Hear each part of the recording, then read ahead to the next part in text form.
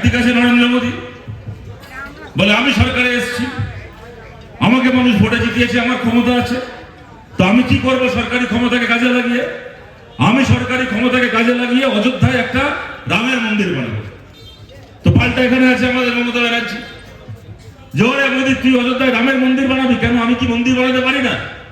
তুই যদি অযোধ্যায় রামের মন্দির বানাবি তো আমি পাল্টা দীঘা একটা জগন্নাথের মন্দির বানাবো। তো ওখানে চলে এলো আবার মোদী, যে না একটা মন্দির বানিয়ে হয়নি, এবার আমি কি করব? সরকারের টাকায় আমি স্কুল বানাবো, কলেজ বানাবো, হাসপাতাল বানাবো, বিশ্ববিদ্যালয় বানাবো, জাতীয় সড়ক বানাবো না? সরকারের টাকায় আমি স্কুল, কলেজ, হাসপাতাল, জাতীয় সড়ক বানাবো না? সরকারের টাকায় আমি গুজরাটে একটা এত লম্বা সর্দার প্যাটেলের স্ট্যাচু বানাবো। তো আবার এখানে এসে গেল হুমায়ুন কবির, যে মোদী যদি রামের মন্দির বানাতে পারে, মমতা যদি জগন্নাথের মন্দির বানাতে পারে, তাহলে আমি বা কম যাই কিসে? আমি তাহলে আবার মুর্শিদাবাদের বাবরি মসজিদ বানাবো। আর ঘরে ঘরে বেকার ছেলে মেয়েরা কি দেখছে? মোদী ওদের জন্য রামের মন্দির বানাবে, মমতা ওদের জন্য জগন্নাথের মন্দির বানাবে, হুমায়ুন কবির ওদের জন্য বাবরের নামে মসজিদ বানাবে, আর ঘরে ঘরে বেকার ছেলে মেয়েগুলো কি করবে? হাতে বাটি নিয়ে ওই মন্দির মসজিদের সিঁড়িতে বসে ভিক্ষে করবে। তারা জীবনে চাকরি বাকরির মুখ দেখবে না, কাজকর্মের মুখ দেখবে না। বলুন এই চলবে রাজনীতির নামে? আমরা 34 বছর সরকার চালিয়েছি। যারা দূর থেকে আমাদের কথা শুনছেন আপনাদেরকে বলছি, এরকম বহু মানুষ এখানে আছেন যারা বামপন্থীদেরকে সমর্থন করেন। এই মন্তেশ্বরের মাটি, পাশে মেমারি, এই বর্ধমানের মাটি কমরেড বিনয় কোমর, কমরেড হরেকৃষ্ণ কোমরের নামে আজ অব্দি আমরা মনে রেখেছি। এই মাটিকে আমরা চিনি। বর্ধমানের ঘরে ঘরে, পাড়ায় পাড়ায় আমাদের বহু মানুষ আছেন যারা কিনা হয়তো আমাদের পার্টি করেছেন, মিটিং মিছিল করেছেন, তারা তো আসেনি। তার বাইরে এরকম বহু মানুষ আছেন যারা হয়তো কখনো আমাদের মিটিং মিছিল করেননি, কিন্তু তারা হরেকৃষ্ণ কোমরের পার্টিকে, তারা বিনয় কোমরের পার্টিকে, তারা বিনয় চৌধুরীর পার্টিকে বুক দিয়ে ভালোবাসেন। কিন্তু এর বাইরে এরকম অনেক মানুষ আছেন যারা দূর থেকে আমাদের কথা শুনতে পাচ্ছেন, হয়তো আমাদেরকে সমর্থন করেননি এর আগে। এরকম অনেক মানুষ আছেন। হরেকৃষ্ণ কোমর, বিনয় কোমররা একটা সময় এখানে বর্গা করে যাদের বাপ ঠাকুরদার নামে হাজার হাজার একর জমি নিয়ে রেখেছিল, গরিবের জমি দখল করেছিল, বাড়ির পোষা কুকুরের নামে পর্যন্ত জমি রেজিস্ট্রি করিয়েছিল, ওই জমিদার যোদ্ধাদের গলায় হাত ঢুকিয়ে বিনয় কোমর, হরেকৃষ্ণ কোমররা যে জমিকে রক্ষা করেছিল, তাদের বংশধররা এখনো লাল পতাকা দেখে কাটে। তাদের বংশধররাও এখনো আছে। তারা এখন হাতের পতাকা পাল্টে আজকে এই দল, কালকে ওই দলের পতাকা নিয়ে আসে, টার্গেট একটা সামনে, লাল পতাকাকে এই মাটিতে কবর দেওয়া। এরকম বহু মানুষ আছেন। ভাবতে কষ্ট হয়, বলতে খারাপ লাগছে, কিন্তু এটাও সত্যি। এরকম অনেক মানুষ আছেন যাদের পরিবার হয়তো একটা সময় আমাদের সঙ্গে ছিলেন, তারা যে কোনো কারণে হোক গত কয়েকটা ভোটে আমাদেরকে ভোট দেননি, সেই মানুষও রয়েছেন। তারাও আমাদের কেউ শত্রু নয়। আমাদের লড়াই তৃণমূলকে ভোট দেওয়া কোনো সাধারণ মানুষের সঙ্গে নয়। আমাদের লড়াই বিজেপিকে ভোট দেওয়া কোনো সাধারণ মানুষের সঙ্গে নয়। তৃণমূলের যে নেতাগুলো লোকের টাকা চুরি করে, বিজেপির যে নেতাগুলো ধর্মের নামে দাঙ্গা করে, আমাদের লড়াই সেই চোরগুলোর বিরুদ্ধে, সেই দাঙ্গাবাজগুলোর বিরুদ্ধে। অন্য কোন দলকে ভোট দেওয়া কোনো সাধারণ মানুষ, এমনকি সেই দলের সাধারণ কর্মীরা কেউ আমাদের শত্রু নয়। আপনাদেরকে জিজ্ঞেস করছি, 34 বছর আমরা সরকার চালিয়েছি। আর যদি আপনাদেরকে জিজ্ঞেস করা হয় 34 বছরে পশ্চিমবাংলায় স্কুল, কলেজ, রাস্তাঘাটের উন্নয়ন কেমন হয়েছিল, বামফ্রন্ট কেমন কাজ করেছিল, বামফ্রন্টকে 100 কত দেবেন? কেউ বলবেন 170 দেবো, 80 দেবো, 90 দেবো। আবার কেউ বলবেন 105 দেবো, 10 দেবো, 0 দেবো। কেউ বলতে পারেন কোনো কাজ করেনি বামফ্রন্ট, ভালো হয়নি কোনো কাজ।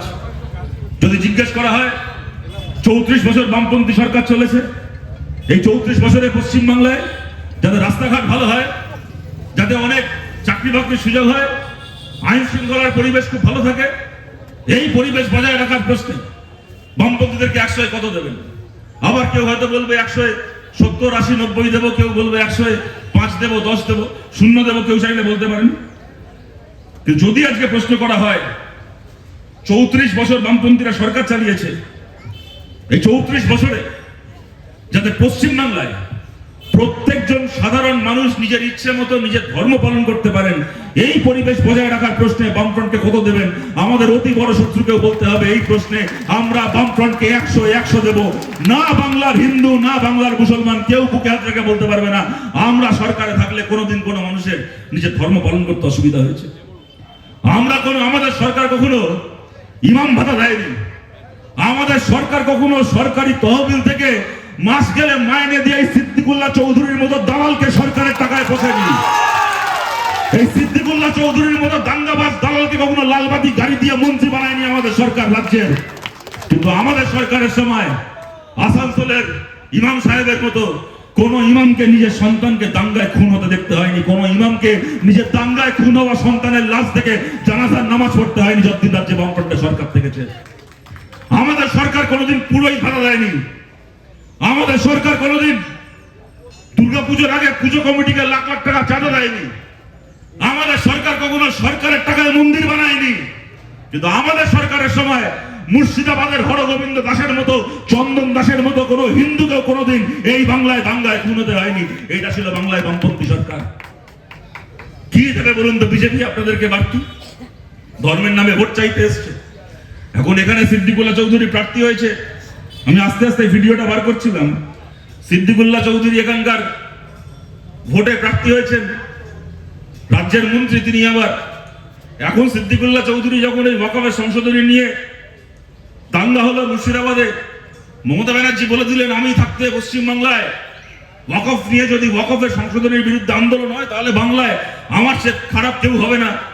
আপনার হুমকি দেওয়ার দরকার ছিল না মমতা ব্যানার্জি, আমরা এমনি জানি বাংলায় আপনার থেকে খারাপ কেউ হতেই পারে না। তখন বলে দিয়েছিলেন যে পশ্চিমবাংলায় ওয়াকফ নিয়ে যদি আন্দোলন করতে আসো তাহলে বাংলায় আমার চেয়ে খারাপ কেউ হবে না। আর দালাল সিদ্দিকুল্লাহকে ছেড়ে দিয়েছিল, ওয়াকফের নাম করে অশান্তি লাগিয়ে মুর্শিদাবাদে লোক খুন করালো, সাধারণ মানুষকে খুন করালো। আর সেইটাকে নিয়ে সেই হরগোবিন্দ দাস, সেই চন্দন দাসের লাশ দেখিয়ে শুভেন্দু অধিকারীরা রাজনীতি করছে, শুভেন্দু অধিকারীরা ভোট চাইছে।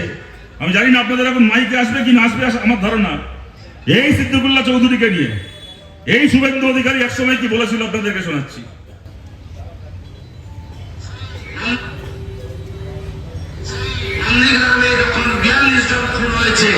সিদ্দিকুল্লাহ সাহেব লড়াই করেছেন, আমার সঙ্গে ছিলাম, একসঙ্গে লড়াই করেছি।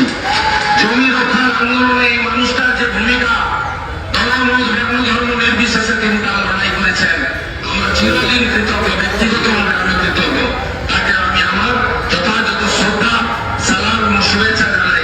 তিনি আমাদের রাজ্যের নেতা নন, তিনি দেশের একজন অন্যতম ধর্ম নিরপেক্ষতার লড়াই করেন।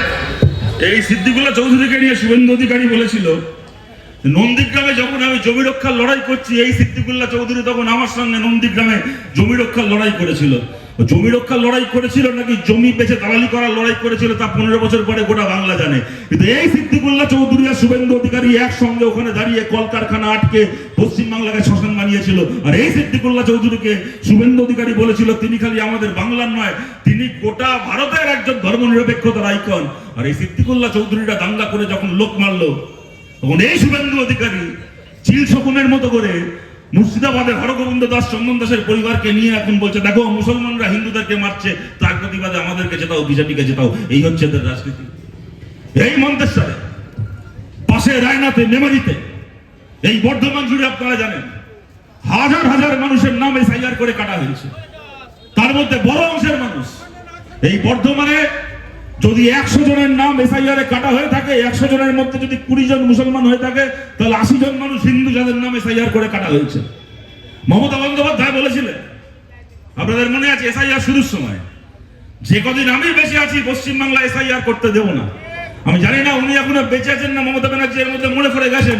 বাংলায় তো এসআইআর হয়ে শেষ হয়ে 91 লক্ষ মানুষের নাম কাটা গেল। তার মধ্যে 63,30,000 নাম হিন্দু, আর বাকি নাম 37,000 মতো নাম, 37 লাখ মতো নাম হচ্ছে মুসলমানের নাম। এই বর্ধমানে যদি 100টা নাম কাটা হয়ে থাকে এসআইআর, তার মধ্যে 80টা নাম হিন্দু মানুষের নাম। আজকে দেখি সকালবেলা দিলীপ ঘোষ বলছে 91 লক্ষ দেশদ্রোহীর নাম কাটা গেছে এসআইআর। যাদের নাম এসআইআর কাটা গেছে তারা সবাই দেশদ্রোহী। গোটা বাংলা জুড়ে চেহারা। মায়ের পেটের ভাই বোন, মায়ের পেটের 2 ভাই, এক ভাইয়ের নাম রয়েছে ভোটার লিস্টে, এক ভাইয়ের নাম কাটা গেছে। এক মায়ের পেটের 2 ভাই, বাবা মার নাম রয়েছে ভোটার লিস্টে, বাবা মামার ভারতীয়, তার ছেলে তার মেয়ে নাকি পাকিস্তানি, তার ছেলে তার মেয়ে নাকি বাংলাদেশি, ছেলে মেয়ের নাম কাটা গেছে।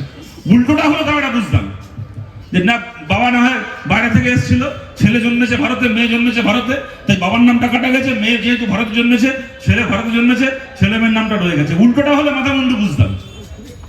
বাবা মা ভারতে, বাবা মার জন্ম হয়েছে ভারতে, বাবা মার নাম রয়েছে লিস্টে, ভারতীয় পেটের ছেলে, ভারতীয় সুন্দর পেটের মেয়ে, সে নাকি পাকিস্তানি নাম লিস্ট থেকে কাটা গেছে। তারপরে দিলীপ ঘোষ দাঁড়িয়ে বলছে যে মানুষের নাম কাটা গেছে 91 লক্ষ মানুষ সবাই নাকি দেশদ্রোহী। আপনাদেরকে বলছি, এই এখন ভোট এসে গেছে, দেখবেন অমিত শাহ ঘোষণা করেছে কদিন পরে নাকি বলেছে 15 দিন আমি ভোটের আগে পশ্চিমবাংলায় থাকবো, ভোটের আগে আমি 15 দিন পশ্চিমবাংলায় থাকবো। তার অমিত শাহ থাকা মানে তো আমরা জানি বিভিন্ন লোকের বাড়িতে গিয়ে পাত পেতে খেয়ে বেড়াবে। আবার ওর খাওয়া আবার দেখবেন, যখন কোনো আদিবাসী পরিবারে যাবে, যখন কোনো দলিত পরিবারে যাবে, যখন কোনো তপশিলি পরিবারে যাবে, তখন দেখবেন তাদের বাড়ির থালায় খাবে না, ওর জন্য আলাদা করে থালাবাটিও নিয়ে যায়। আদিবাসী পরিবারে, তপশিলি পরিবারে তার ঘরের থালায় বাটিতে খায় না, তারা খায় ধর্মকলের থালায়, তারা খায় ঘরের থালায়। আর অমিত শাহর জন্য আলাদা কাপ প্লেট নিয়ে যায়। তো 15 দিন থাকা মানে 15 দিন 15টা বাড়িতে ঘুরে ঘুরে খেয়ে বেড়াবে। ওই ফুড ব্লগার হয় না এখন, দেখবেন ইউটিউবে ফেসবুকে ফুড ব্লগার হয়, খেতে বসে আর 4টে ক্যামেরা দাঁড়িয়ে থাকে, বলে দেখো আমি এইটা খাচ্ছি ওইটা খাচ্ছি, আমার সামনে এই বাটি রাখা ওই বাটি রাখা। অমিত শাহ প্রত্যেকবার ভোটের আগে ফুড ব্লগার হয়ে যায় আমাদের রাজ্যে এসে, পাত পেতে খেতে বসে 4টে ক্যামেরা ওকে ঘিরে ধরে থাকে, এই আমাদের অমিত শাহ খাচ্ছে, এর বাড়িতে খাচ্ছে, ওর বাড়িতে খাচ্ছে, এবার আমরা ভোটে জিতবো। এই অমিত শাহ 2021 সালে রাজারহাটে যে পরিবারে খেয়ে এসেছিল, গোটা বাংলা জুড়ে খবর হয়েছিল যে অমিত শাহ পশ্চিমবাংলায় এসে নমশূদ্র পরিবারে খাচ্ছে, রাজারহাটে তপশিলি পরিবারে খাচ্ছে। আজকে সেই পরিবার, গোটা পরিবারের নাম এসআইআর থেকে কাটা গেছে, তাদের নাম লিস্ট থেকে বাদ হয়ে গেছে। আর দিলীপ ঘোষ বলছে যাদের যাদের নাম বাদ গেছে সবাই নাকি দেশদ্রোহী ছিল। আপনাদেরকে বলছি, এর জবাব বিজেপিকে দিতে হবে, এর হিসেবে এদেরকে বোঝাতে হবে। 91 লক্ষ মানুষের নাম বাদ গেছে, এরা বলছে 91 লক্ষ মানুষ থেকে দেশদ্রোহী ছিল, তার মধ্যে বড় অংশের মানুষ হিন্দু। এই জন্য আমরা বারবার করে বলেছি বিজেপির কিচ্ছু যায় আসে না আপনি হিন্দু কি হিন্দু নয়। বিজেপি ধর্ম বলতে হিন্দু ধর্ম বোঝে না, বিজেপি ধর্ম বলতে বোঝে ভোটের ধর্ম। আপনাদের মনে আছে 2019 সালে কৃষ্ণনগরে ভোটের পরে বিজেপির লোকেরা মার খাচ্ছিল তৃণমূলের কাছে। দিলীপ ঘোষ তখন বিজেপির রাজ্য সভাপতি, কৃষ্ণনগরে সভা করতে গেছিলেন। একটা ভিডিও সেই সময় ভাইরাল হয়ে গেছিল, দিলীপ ঘোষ দাঁড়িয়ে আছে, বিজেপির কিছু কর্মী তাকে বলছে, মোবাইলে কেউ ভিডিওটা তুলেছিল, ওই গতকাল যেরকম হুমায়ুন কবিরের ভিডিও, ওর সঙ্গেই কেউ ছিল, সে ভিডিও ফাঁস করে দিয়েছে।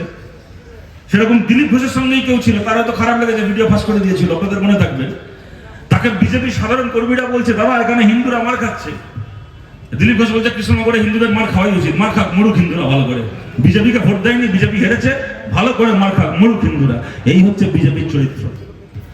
আপনি ততক্ষণ পর্যন্ত হিন্দু যতক্ষণ পর্যন্ত আপনি বিজেপিকে ভোট দেবেন। আর যদি আপনি বিজেপিকে ভোট না দিয়েছেন, আপনি মনসা পুজো করুন, আপনি শীতলা পুজো করুন, আপনি ইতু পুজো করুন, আপনি নীলষষ্ঠীর উপোস রাখুন, আপনি শিবরাত্রি করুন, আপনি যা পারেন করুন, রোজ সন্ধ্যেবেলা তুলসী মঞ্চে প্রদীপ জ্বালান, 7 বাজিয়ে সন্ধ্যে দিন। যদি আপনি বিজেপিকে ভোট না দিয়েছেন তাহলে আপনি মরবেন, আপনার লাশের উপর বিজেপি রাজনীতি করবেন। এই হচ্ছে বিজেপির রাজনীতি। কতদিন এই রাজনীতি পশ্চিমবাংলায় চলবে? আজকে এখানে যে লোকটা বিজেপির প্রার্থী হয়েছে, আমাদের লড়াই কোনো প্রার্থীর সঙ্গে নয়, লোকে আমাদের থেকে ভালো আপনারা চেনেন। 2016 সালে এই মন্তেশ্বর আমরা জিততাম। 2016 সালে এই মন্তেশ্বর কেন্দ্র, এই মাটিতে লাল পতাকা উঠতো, এই আকাশ থেকে যে দোল্লা আলাবিরে, কয়েকটা ভোটের জন্য আমরা জিততে পারিনি, 700 ভোটে আমরা হেরেছিলাম। আর সেইবার আমার যদি খুব ভুল না হয় 12-13 হাজার ভোট এখানে বিজেপি পেয়েছিল। হাত জোড় করে বলছি যে মানুষরা সেবার বিজেপিকে ভোট দিয়েছিলেন, আপনারা আমাদের শত্রু নন। কিন্তু তৃণমূলকে হারানোর জন্য কিছু মানুষ যদি সেদিন বিজেপিকে ভোটটা না দিতেন, তাহলে 2016 সালে এই মন্তেশ্বর আমরা দখল করতাম। আজকে গত 10 বছর ধরে এই মন্তেশ্বরে এদের যত মাফিয়াগিরি চলেছে, পঞ্চায়েতের টাকা এদের যত চুরি হয়েছে, এদের নেতাগুলোর যত বেআইনি সম্পত্তি হয়েছে, 100 দিনের কাজ থেকে শুরু করে, রাস্তা তৈরির কাজ থেকে শুরু করে যত টাকার কাটমানি এদের ঘরে ঢুকেছে, চাকরির জন্য এখানকার যতগুলো ছেলে মেয়েকে তৃণমূলকে পয়সা খাওয়াতে হয়েছে, যত মানুষ এখানে ভোট দিতে গিয়ে মার খেয়ে বাড়ি ফিরেছে নিজের ভোটটা দিতে না পেরে, যত মহিলা রাস্তা দিয়ে যেতে গেছে, তৃণমূলের লোকেরা রাস্তায় দাঁড়িয়ে আওয়াজ দিয়েছে, তবু সাহস হয়নি ঘুরে দাঁড়িয়ে দুটো কথা বলার, কেন তৃণমূলের পণ্ডিতগিরির প্রতিবাদ করতে গেলে কালকে আর্যিকর হয়ে যাবে। এইভাবে যত মহিলাকে চোখের জল ফেলে বাড়ি চলে যেতে হয়েছে। হয়তো এইগুলো মন্তেশ্বরের মাটিতে হতো না যদি 2016 সালে হিন্দু মুসলমানের নামে ভোট ভাগাভাগি হয়ে তৃণমূল কংগ্রেস জিততে না পারতো, যদি সমস্ত তৃণমূল বিরোধী ভোট যদি লাল ঝান্ডার তলায়, যদি কাস্তে হাতুড়ি তারা চিহ্নের তলায় জড়ো হতো। সেবার তৃণমূল জিতলো, কিছুদিনের মধ্যে উপনির্বাচন হলো। আজকে এদের বিজেপির যে প্রার্থী সে সেবার তৃণমূলের প্রার্থী হয়ে উপনির্বাচন জিতলো, কিভাবে জিতেছিল আপনাদের মনে আছে? কিভাবে জিতেছিল আপনাদের মনে আছে? 2016 সালের সেই উপনির্বাচন।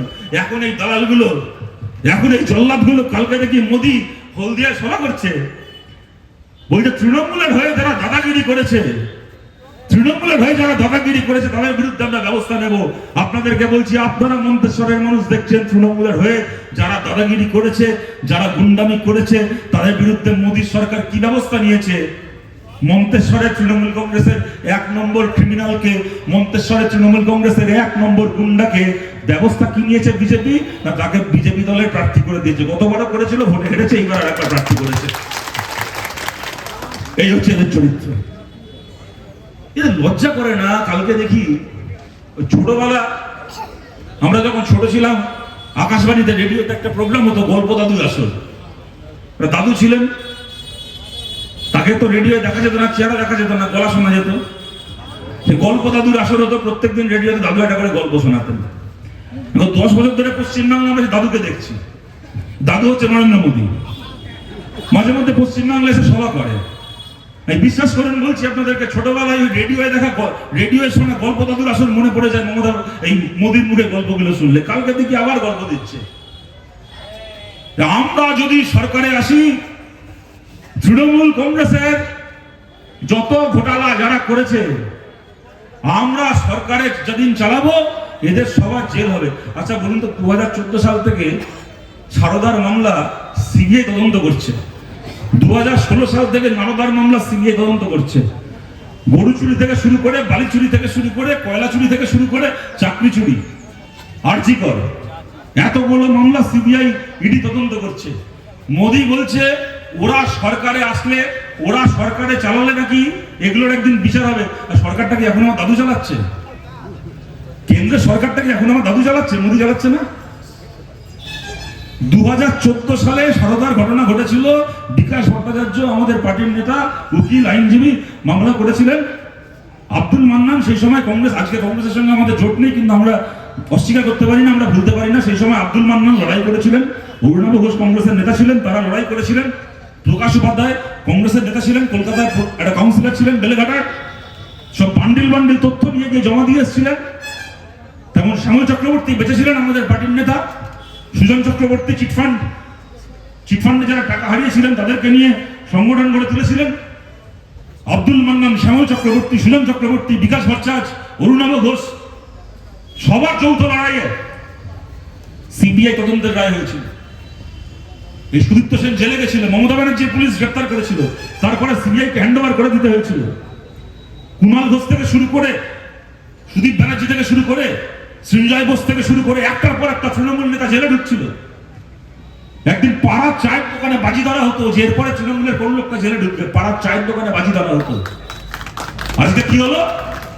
যে লোকগুলোর বাকি সারা জীবন জেলে পচে মরার কথা ছিল, সেই লোকগুলো এখন গলায় ঘাসফুল আঁকা উত্তরীয় পরে এখন হাত নেড়ে তৃণমূলের ভোট প্রচার করে বেড়াচ্ছে। তার বিধানসভা ভোটে প্রার্থী একটা, কেউ পার্লামেন্টের এমপি হয়ে বসে আছে সুদীপ ব্যানার্জির মতো, আর এই কুণাল ঘোষের মতো, মদন মিত্রের মতো আইএসআই ছাপমারা চোরগুলো তৃণমূলের প্রার্থী হয়ে ঘুরে বেড়াচ্ছে। ওই সুদীপ্ত সেন গতকাল বেল পেল, ভাবতে খারাপ লাগে বেচারার জন্য। সুদীপ্ত সেন যদি গতকালের বদলে আর 1 সপ্তাহ আগে বেল পেয়ে যেত, ও হয়তো কোথাও না কোথাও তৃণমূলের প্রার্থী হয়ে যেত।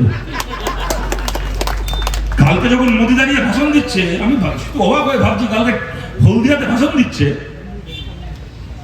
দাঁড়িয়ে, যে আমরা জিতলে সারদার চোরগুলো জেলে ঢুকবে। যখন মোদী ভাষণটা দিচ্ছে সেই সময় বোধহয় ওই টিভিতেই ভাষণ শুনতে শুনতে জেলে সুদীপ্ত সেন ব্যাগ গোছাচ্ছে, একটু পরে জেলে দরজা খুলে যাবে, আমি জেল থেকে বেরোবো। মোদীর ভাষণ শেষ হলো, সুদীপ্ত সেন ভাষণ শোনা শেষ করে জেলারকে বললো, জেলার সাহেব খুব ভালো ভাষণ দিয়েছে মোদী, থ্যাংক ইউ, এবার দরজাটা খুলুন, আমার বের হয়ে গেছে, আমি এবার বেরোবো। বেরিয়ে বললো। মোদী ওখানে ভাষণ দিচ্ছে, আমরা ক্ষমতা আসলে চোরগুলোকে জেলে ঢুকবো। বাবা বলছে আমরা সরকারে আসলে পশ্চিমবাংলার সীমান্ত দিয়ে অনুপ্রবেশ বন্ধ হবে। এখন কি পশ্চিমবাংলার সীমান্তরা সিভিক ভলেন্টিয়াররা পাহারা দিচ্ছে? আপনারা পশ্চিমবাংলায় সরকারে আসলে তারপরে ভারতের সেনা পাহারা দেবে? সিভিক ভলেন্টিয়াররা পাহারা দিচ্ছে পশ্চিমবাংলার সীমান্ত। আজকে রাজ্যের সরকার তৃণমূলের আছে, এর আগে আমাদের ছিল, তার আগে কংগ্রেসের ছিল।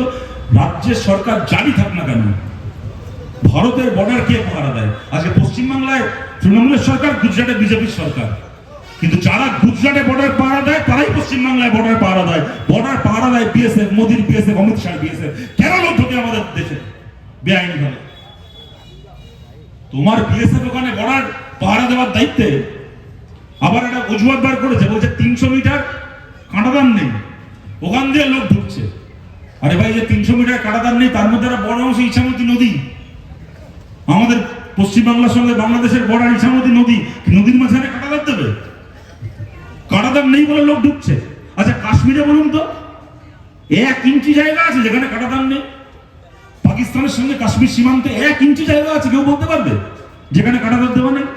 আছে তো, গোটা সীমান্ত কাঁটাতার দেওয়া, মিলিটারি আছে, সব আছে। আপনারা কেউ কাশ্মীরে বেড়াতে গিয়ে থাকলে আপনারা জানেন 1 কিলোমিটার যাবেন, মিলিটারি একবার করে গাড়ি থামিয়ে চেক করবে গাড়ির ভেতর কি নিয়ে যাচ্ছেন। সেই কাশ্মীর সীমান্ত যেখানে 1 ইঞ্চি জায়গা নেই কাঁটাতার ছাড়া, সেইখান থেকে ইচ্ছে মতো লোক ঢোকে, পেহেলগামে গুলি করে, মারে, চলে গেল। আজকে 1 বছরের উপর হয়ে গেল, আজ অব্দি আমরা জানি না পেহেলগামের 4 জন জঙ্গি কোথায় গেল। আজ অব্দি কেউ ধরা পড়লো না। অপারেশন সিন্ধু শুরু হলো, আমেরিকা থেকে ডোনাল্ড ট্রাম্প একটা ফোন করলো, তো মোদি সেনাবাহিনীকে, এয়ারফোর্সকে ডেকে নিল যে না, আমেরিকা থেকে বাবার ফোন এসে গেছে, তোমরা ফেরত চলে আসো। এই সরকার চলছে আমাদের দেশে। তারা জাতের নামে, ধর্মের নামে উস্কানি দিয়ে ভোট চাইতে